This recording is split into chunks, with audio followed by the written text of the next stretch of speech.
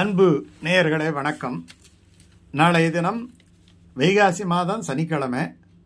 பூராடம் உத்திராடம் இப்படி ரெண்டு நட்சத்திரமும் கலந்தது. பூராடம் சுக்கிரனுக்குரிய நட்சத்திரம், மகாலட்சுமிக்குரிய நட்சத்திரம்.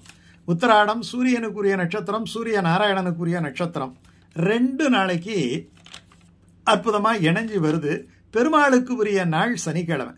இப்போ வைகாசி மாதம் என்பதனாலே காஞ்சிபுரத்தில் பேர் அருளாளன் அப்படி என்று சொல்லப்படுகின்ற காஞ்சி பெருமாளுக்கு வைகாசி பிரம்மோற்சவம் மிக அற்புதமாக நடந்து வருகிறது.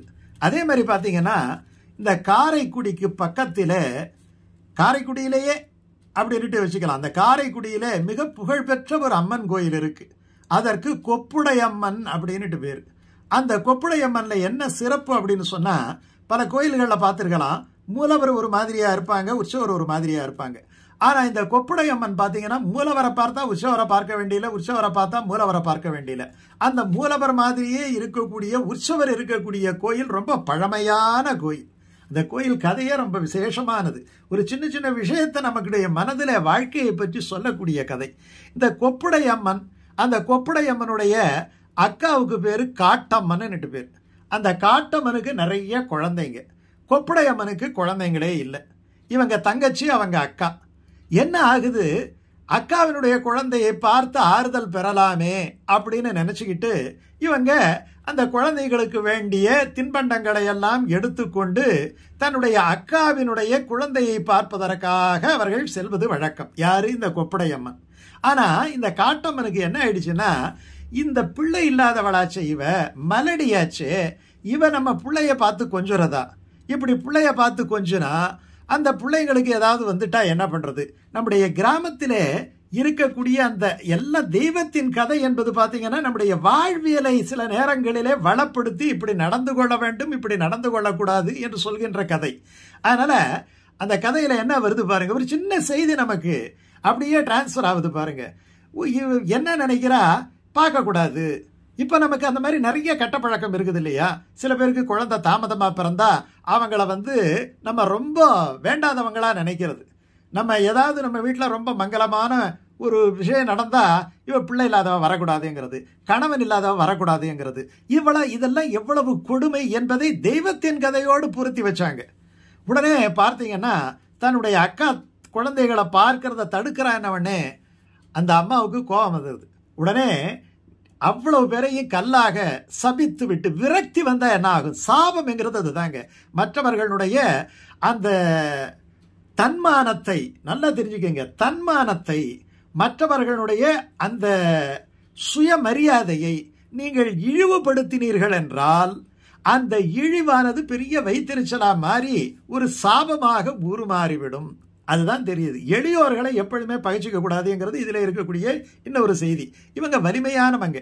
அதனால என்ன பண்ணாங்கன்னா அந்த குழந்தைங்களெல்லாம் கல்லாக்கி விட்டு நகரத்திலே ஒரு கோயிலிலே அமர்ந்து தெய்வமாகிவிட்டாள் என்பது அந்த பக்கம் வழங்குகின்ற கதை. இந்த கதைக்குள்ளே இருக்கக்கூடிய உண்மைத்தன்மையை விட இந்த கதை நமக்கு ஏதாவது ஒரு நீதியை சொல்லுதா? நம்முடைய வாழ்க்கைக்கு ஏதாவது நீதியை சொல்லுதா? என்ன அர்த்தம்னு சொன்னா, பிள்ளை இல்லாதவர்களை கேவலமாக நினைக்காதே, அது உனக்கு ஆபத்தாக முடிந்துவிடும் அப்படி என்று சொல்லக்கூடிய கதை. அந்த கொப்புடை அம்மன் ரொம்ப பிரசித்தி பெற்ற அம்மன். அந்த கொப்புடை அம்மனுக்கு வைகாசி பிரம்மோற்சவம் ரொம்ப பிரமாதமா நடக்கும். அந்த வைகாசி பிரம்மோற்சவம் நாளைக்கு நடக்குது.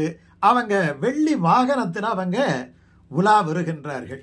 இது ஒரு பக்கம் இருக்கட்டும். பொதுவாகவே நாளைக்கு உத்திராட நட்சத்திரம்ங்கிறதாலே நம்ம என்ன பண்ணணும், மகாலட்சுமியினுடைய துதி.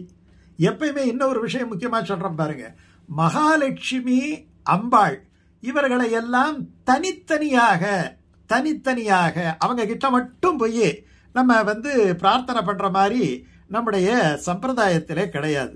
மகாலட்சுமியை நீங்க வணங்க வேண்டும் என்று சொன்னால் மகாவிஷ்ணுவையும் வணங்க வேண்டும். இவங்க ரெண்டு பேரும் சேர்ந்ததான். மகாவிஷ்ணுவுக்கு என்ன பெயர் என்று சொன்னா ஸ்ரீயப்பதி என்று பேர். திருவாழ் மார்பன், திருவளர் செல்வன், ஸ்ரீனிவாசன்.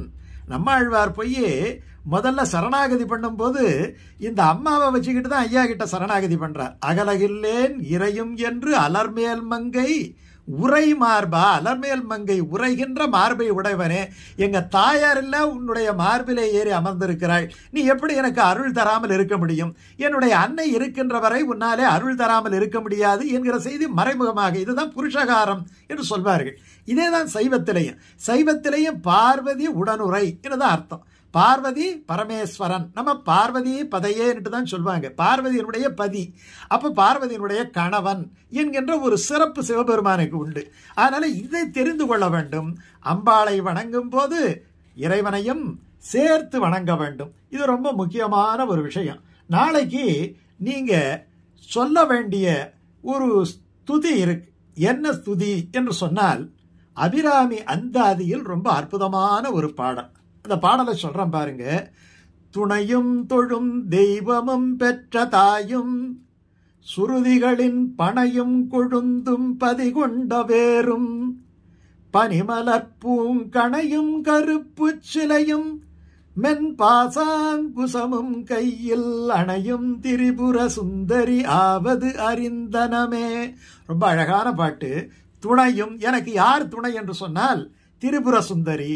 தொழும் தெய்வமும், நாளைக்கு புராண நட்சத்திரம் இல்லையா, தொழும் தெய்வமும், பெற்ற தாயும், என்னை பெற்ற தாயும், சுருதிகளின் பனையும். பனை என்ன பெருமை என்று அர்த்தம், பருத்த என்று அர்த்தம். வேதம் என்பது ரொம்ப பருத்த மரம் போன்றது, சுருதிகளின் பனையும். ஆனா உபனிஷத்துங்கிறது அதனுடைய உச்சி, அதனுடைய கொழுந்து பதிகொண்ட வேரும், கீழே பறந்து கிடக்கக்கூடிய வேர் இருக்குது இல்லையா, பற்பல அர்த்தங்களை சொல்லக்கூடிய வேர். அதுவும் பனிமலர் மலர் குளிர்ச்சி ரெண்டு இருக்கக்கூடிய பூங்கணையும், மென்மையான பூங்கொத்தும், பூ என்கிற அந்த கணையும், கருப்பு சிலையும். கருப்பு சிலை என்பது கரும்பு வில் வைத்திருக்கிறாள் இல்லையா, கரும்பு வில்லும், மென்பாச அங்குசமும் இல்லையா, அணையும், அதையெல்லாம் வைத்து தன்னுடைய அருகிலே வைத்திருக்கக்கூடிய, அணைத்து வைத்திருக்கக்கூடிய திரிபுர சுந்தரி ஆவது அறிந்தனமே. அவள்தான் திரிபுர சுந்தரி. திரிபுர சுந்தரி என்றாலே அழகுடையவள் என்று அர்த்தம். திரிபுரம் என்றால் 3 உலகங்களிலும் இவளுக்கு நிறைய இணையான அழகு இல்லை அப்படின்னு அர்த்தம்.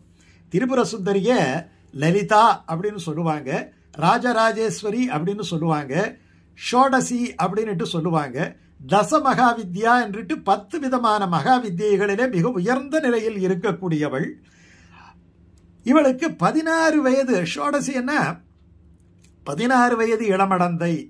இதுலயே பால திருப்பாங்கி திரிபுர சுந்தரியும் இருக்கு, பாலாம்பிகான்னுட்டு. ஆனா இங்க திரிபுர சுந்தரி ரொம்ப அழகா பாரதி பாடினா இல்லையா, மங்கியதோர் நிலவினிலே கனவிலது கண்டேன், வயது 16 இருக்கும். யாரு, திரிபுர சுந்தரி. அந்த 16 வயது இளமங்கை. ரொம்ப அற்புதமான ஒரு விஷயம்.